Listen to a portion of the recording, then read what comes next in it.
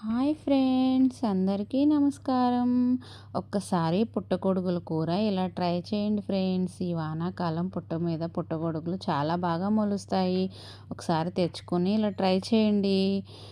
ముందుగా స్టవ్ అంటించి బాండీ పెట్టి ఆయిల్ వేసి బిర్యానీ ఆకు మసాలా దినుసులు వేసుకుని ఉల్లిపాయ పచ్చిమిర్చి ముక్కలు వేసి అల్లం పేస్టు పసుపు వేసి మగ్గిన తర్వాత మష్రూమ్ క్లీన్ చేసుకుని వేసి మూతపెట్టి మగ్గించుకోవాలి.